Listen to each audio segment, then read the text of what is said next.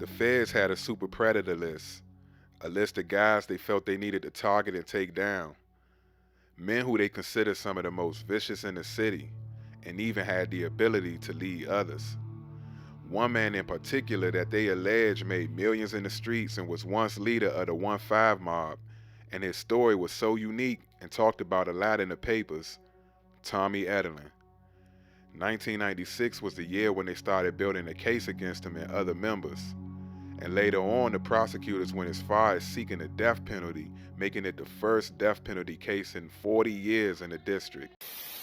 It was said that the name 1-5 mob started around the 3200 block of 15th Place Southeast. Prosecutors claimed that members of 1-5 as a whole were responsible for 11 bodies between 1985 and 1998, and they sold millions of dollars worth of crack in the Stanton Dwellings public housing community.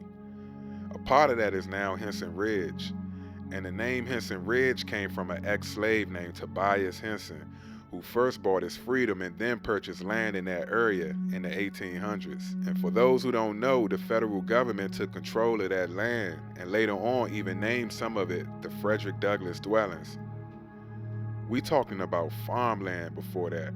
It's kind of crazy to know that one man bought his freedom, and at that time he's probably just looking for the most simple life, a place to raise up families and work to support them. And so then, when you fast forward, later things went from bad to worse. And by the year 2000, they wiped it away. President Bush's program to try to stop the drug and violence plague in Washington comes up against a hard reality of inner-city life in many of our nation's neighborhoods. This is D.C. in the late 80s, 89 to be exact. Raw and unapologetic. Looking back on it now, you can clearly see how real it was. Communities in poverty and in need of a lot. You can't even fake it. I never liked to beef, but I used to welcome them. And that's just as worse. But it's so hard to avoid these things. In the hood. Yeah. In the hood. Yeah. In the hood.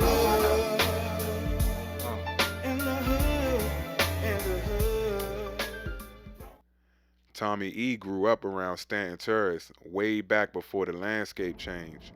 In an interview he did from jail, D.C. jail, years ago, Tommy acknowledged growing up in a rough environment, being faced with issues that may be common to people that come from it, like watching your folks go through drug addiction, and I'm talking about real, hard drugs. Seeing that as a kid can affect you for a long time. At age 5, he was tied up during a home robbery.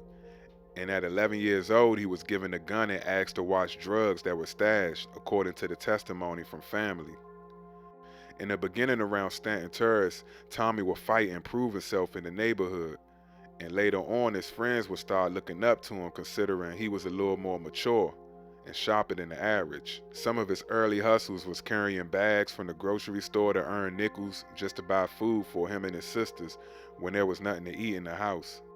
In the mid-1980s, Tommy's mother was sent to prison for 2.5 years. By this time, he was pretty much done with school and went a little further down the road as far as the streets go. He and his friends would get into shoplifting and stealing change out the arcades. A friend of his mother's who was once teaching him to box later said from a prison interview in regards to Tommy, he said, "We weren't what you call good role models." Tommy's father, Earl, had a past of his own and served time in prison for armed robbery. But once he was released, it was said that he changed his life. And when he and Tommy linked up, they became close. Tommy even stated, "He taught me to do positive things." But by age 17, Tommy ended up getting shot leaving a go-go at the Panorama Room on Morris Road, Southeast.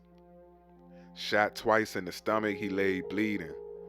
According to Tommy, the man stood over him with the gun trying to finish the job with a headshot, but someone rushed him and knocked him down, and he got the headshot off, but the headshot didn't puncture Tommy's skull.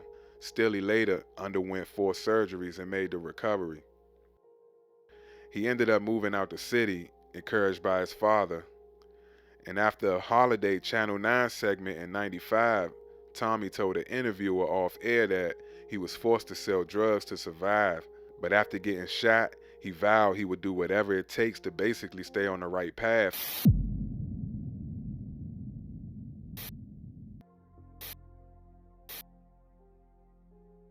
What started out as the Young Crew, based on the testimonies of high-ranking members, that crew consisted of a lot of guys, including Tommy and Kevin Gray at one point, until he moved on to do his own thing.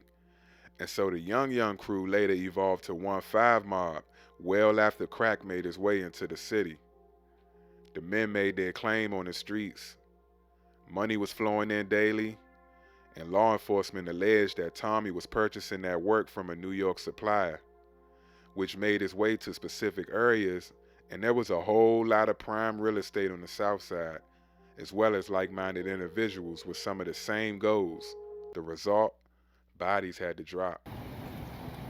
Brian Bostic, real hitter tied to 1-5 Mob and Kevin Gray's indictment.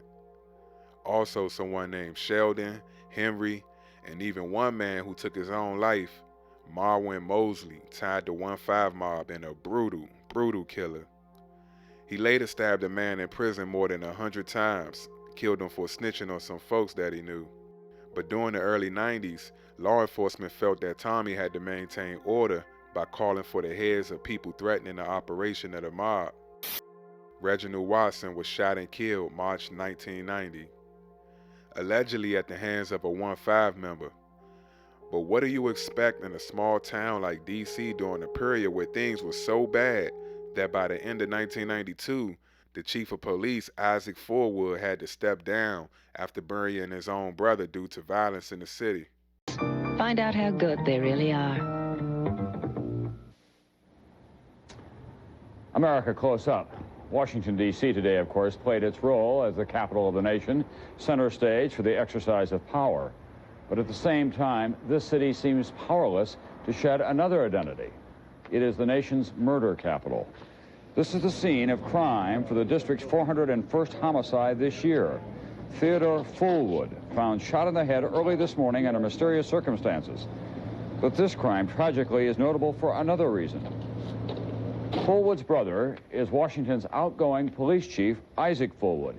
He's leading a career of public service that he loved because he is so frustrated about the rising and endless tide of violence. NBC's Bob Herbert has talked to him about all of that. Let me take a deep breath. I will retire as the chief of police of the greatest organization in the world. Isaac Fullwood wept on the day that he surrendered. He had seen too much. Too much blood, too much murder. 28 years when I came on, you walked the beat, you told somebody to move, they moved. You were never confronted by an individual with a machine gun. I think you have to really visualize kids who carry 9mm, who shoot people, kids who say, I want a gun that make a lot of noise because I know the guy's gonna wet his pants when I fire the gun. I get pleasure out of that. That's a different kind of values. You didn't talk like that when you were growing up. This is the new violence, a violence that approaches madness. The rest of these folks, tell them to get out of here. Be on their way. What would have happened if you had stayed? Oh, I would have cracked under the pressure like everybody else. For cops across the country, the rules have changed. Being a police officer is more dangerous than it has ever been. An officer who stops a person on a traffic stop only to be faced by a .357 Magnum, shot, continues to pursue the individual. An officer who goes to the scene of a robbery faces a person with 50-round clip who fires at him. That's so different than when I came on this job as a police officer. In the 1950s, there were 3 cops for every violent crime that was reported. Now there are 3 violent crimes for every cop. Did you say you guys... What bothers Fullwood most is the slaughter of the children, teenagers, preteens, even infants. You feel like, hey, what the hell am I doing? I can't do anything about this. Here's a kid that's 6 months old that's been hit so hard that their liver has been smashed. And you stand there and look at that kid You are powerless. You have been reduced to nothing. Forward remembers when things were different. Now, you grew up right here, didn't you, Chief? Yes, lived in this house for a number of years, moved in about 1948. When I was growing up here as a kid, we slept right on the front porch. Slept outside, overnight? Outside, overnight. Now, you wouldn't be able to do that nowadays, would you? Not at all. You could not do that. The fear of crime in major cities and crime itself has so changed the quality of life that you could not do that today. The problem has spread. The crime that we associate with cities has surged into the suburbs and beyond. They're seeing more gun-related violence out there, more robberies, more carjackings. In the end, Isaac Fullwood's story is one of sadness and despair. As I walk away from this, I feel a deep sense of anxiety about the death and violence that I leave behind, that there's still people being murdered in the District of Columbia. And I feel pain because of it, and I want to get out of it. Bob Herbert, NBC News, Washington. Isaac Fullwood does have a new job. He'll be heading up the mayor's task force on violence in children. The next year in '93, after Fullwood retired, 1-5 Mob was at war with members of Congress Park. And there was a list of bodies found, including 2 innocent people on MLK. One was a 14-year-old girl. More than 100 people have been murdered in D.C. this year, and some of them were children. And their families are left to deal with this loss. Now one mom who lost 2 of her own is on a mission to remember. Tonight she showed our Jess Arnold how she plans to do just that. Panel after panel of D.C. children killed before they had the chance to grow up. Vanita, Gerald, Alonzo, Deron, and Paul. Shonda Smith is making sure their faces aren't forgotten. I had a son and daughter killed at the same time, December the 17th, 1993. 19-year-old Rodney, the oldest of 3 boys, and 14-year-old Volante, her only daughter. A case of mistaken identity, where years of running here, running there, running around in circles, grief, and whatever else that comes with it, I decided to do something about it. December 17th, 1993. 19-year-old Rodney Smith, former football player for Anacostia High School, who received a scholarship to go to Kansas State University, and his little sister, 14-year-old Volante Smith, were driving on their way to a Christmas party when Brian Bostic, riding in the passenger seat of Tommy's car, thought he spotted some guys he was beefing with. So he got out at the traffic light, then walked over to the car where the 2 teens were and opened fire on one side of the car. He then ran to the other side and continued firing, killing both. There was no way they was going to survive that type of brutal attack. They were innocent teenagers on their way to an annual Christmas party given by, at that time, former Mayor Marion Barry.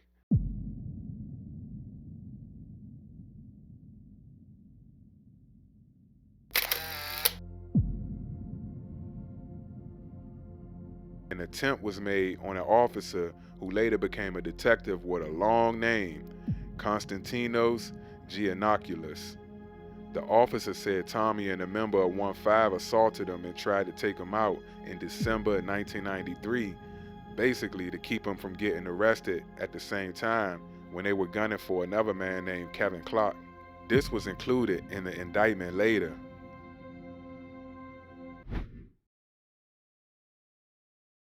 In the nation's capital this weekend, police are getting ready to launch a massive leaflet campaign to acquaint Washington, D.C.'s young people with a new and controversial weapon against juvenile crime.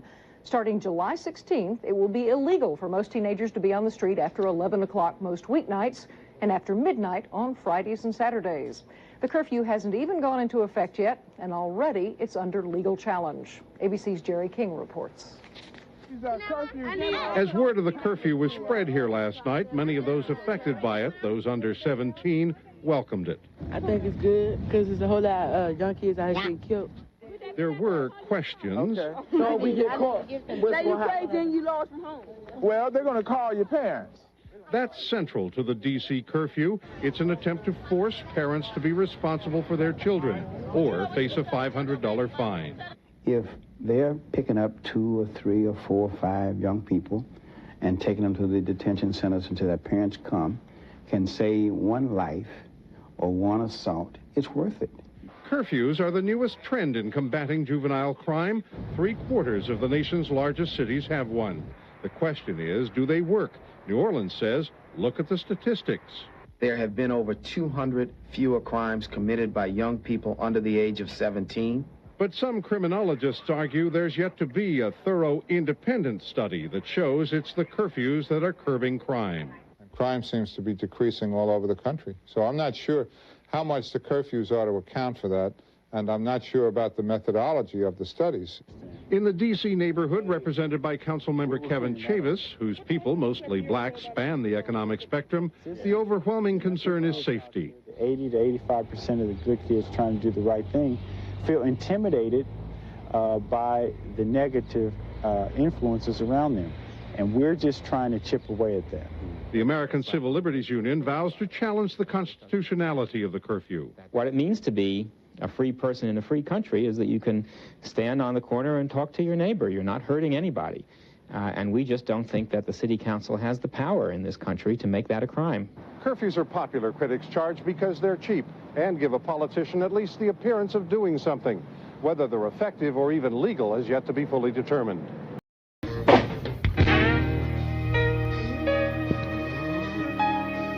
My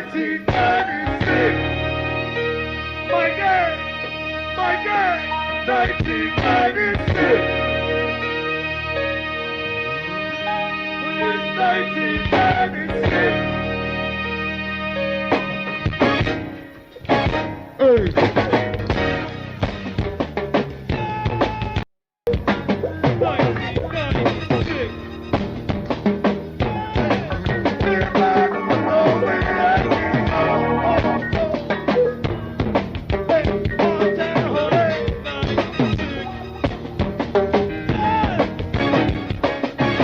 The blizzard of '96 swept across the East Coast and left the city in a temporary vegetable state with up to 50-mile-an-hour wind gusts from January 6th to the 8th. They rate blizzards on a scale from 1 to 5, of course 5 being the worst or most extreme, and the '96 blizzard was for sure 5. It was a cold year. Cold cases.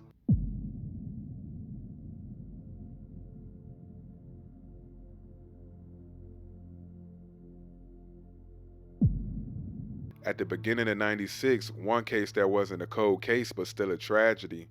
I ain't got a photo of him, but it was a 14-year-old named Damian Blocker was an 8th grader at Roper Middle School in Northeast Washington. The 14-year-old was visiting Winston School to pick up a relative when another teen opened fire at a rival. Unfortunately, the bullet struck Damian and killed him. They say about 1,500 people and even the mayor, Marion Burry, had to come pay his respects at the funeral. Set the tone for a tough year. Although Washington's crime rate is going up, most cities in the country are actually getting safer. '96 was the most critical year for Tommy and members of the 1-5. The feds began putting together their investigation. By this point, they had informants giving them information. Not only that, but the bodies continued to drop. Anthony Payton, Damon Jennifer, Robert Keys, Sherman Johnson, and several assaults with the intent to kill, all in '96. But that ain't all. This part is allegedly, according to the prosecution, but we gotta remain unbiased. But apparently, in June of '96, tension was high on the South Side. Crews were gunning for each other, some ex-members, some rivals. Either way, they were strapped up, ready to go. So on one day, members of 1-5 saw an opportunity to take out some guys they were beefing with from the Stanton terrorist crew. They had to drop on them and took the opportunity by opening fire on some of the Stanton terrorist guys. But a police officer named Curvin Johnson was in the area, and one of the bullets struck the cop in the shoulder. Although he did survive, it's still a testament to how dangerous the situation was out there. You had young teens and grown men beefing over things that ain't worth a life. But when it comes down to it, and you living in it, you gotta pick a side or get out the way. But even staying out the way doesn't guarantee safety. We've seen that many times before. They tied the crew to 4 murders and a drive-by shooting in broad daylight at a crowded picnic on August 18th, 1996, A man who went by Day-Day, age 24, was killed while sitting in his car at a stoplight.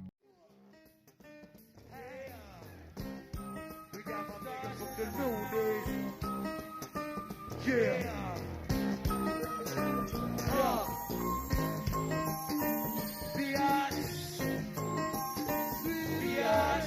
Y'all got 5 on some weed. This was a new era of DC. The 96 Impala, SS, Bubbles, Boxes. Backyard had the soundtrack.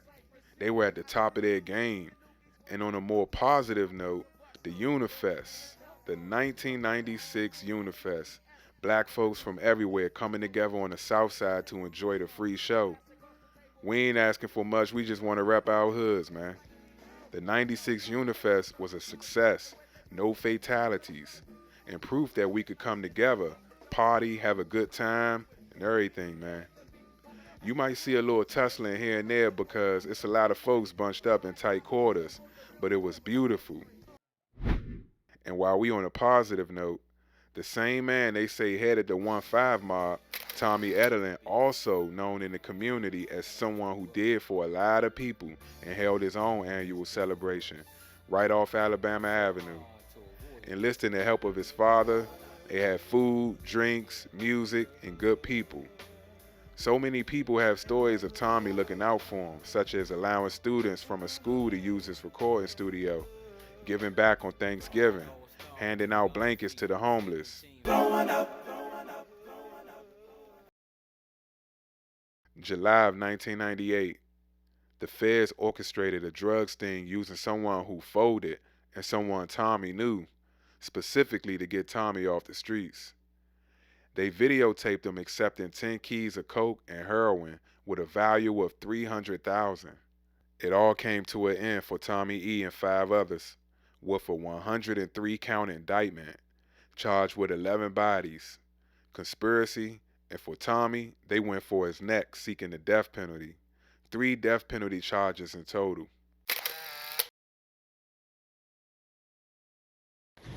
In addition to the candidates, there are more than 200 issues on ballots around the country. In Washington, D.C., the issue is whether to approve a tough new death penalty policy. CBS News law correspondent Rita Braver has a report. That was my baby, my firstborn son. The murder of her son, Kendall, has made Barbara Meriwether a death penalty advocate. I think they forfeit their life, their right to live, because they should think about what they're doing to other people. But she has powerful opposition, in part because the mostly white Congress forced this mostly black city to put the death penalty on the ballot. Black folk can ill afford to pass a law to permit white people to decide when, where, how, and how often black men and women are going to be killed. Congress acted after a Senate aide was gunned down on this street. His boss insists race is not the issue. The District of Columbia, being the capital of the United States, should be one of the safest places in the U.S., and it isn't. Washington is the nation's murder capital, with 489 killings last year. But local officials insist the death penalty won't stop the violence. We can't build enough electric chairs to make the difference. I mean, the real difference is going to be made to solve this problem. The difference is going to be made by investing in young people. Bingo. There are more black boys born in the world than there are girls. It's close, but it's 1.03 black boys born in the world to 1.0 black girls. Hear me clearly. At birth, black boys outnumber black girls 1.03 to 1.0. A brief 18 years later, it is now 1.0 available, and that's the key word, available black men, to 1.8 available black women. Almost 2 adult women for every 1 adult man. Now, the only question that should be going through your minds right now is what happened. We keep raising the wrong question. We keep asking, why do black men hang on corners? Why do black men lack direction? Well, if you ask this question, you're asking the question 18 to 30 years too late. It is not a conspiracy to destroy black men. It's a conspiracy to destroy black boys. If you destroy him as a boy, he'll never become a man. Now I can look around the room and tell you know where are they. If they are not available to black women, where are they? Call the roll. In jail, there are 329,000 brothers in prison right now. 1 of every 4 brothers will go to prison. Where else? Or death. There's numerous ways that we die. There's homicide, suicide, drugs, war, high blood pressure, and the leading killer among black men, lung cancer. Our love for cigarettes, especially cool. Smoke them all day long, die the exact same way. Cool. Voters are split. If you kill someone, then maybe you should be killed. The death penalty does not serve as a deterrent for crime, but if they're going to kill, they'll kill. You tell them I said it, that we will not put a death penalty in the District of Columbia. But both sides admit it's too close to call. Rita Waver, CBS News, Washington. In '92, the people rejected the death penalty. But it didn't mean a defense was safe from getting the death penalty if the charges warrant capital punishment. They had 100 plus witnesses and even ex-members of 1-5 who folded. But Tommy still fought. Even with his life on the line, he went to trial. Ultimately, he and the others were found guilty. Tommy was convicted of 4 murders as well as racketeering charges. But he was acquitted of 47 charges. And to be fair, Tommy wasn't charged with being the gunman on any murders.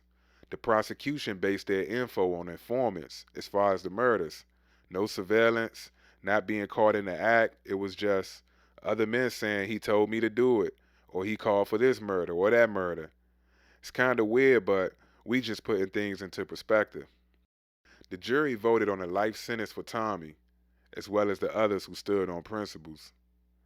But Tommy wasn't the only person in interest. The feds were seeking to give a death penalty to Kevin Gray and Rodney Moore.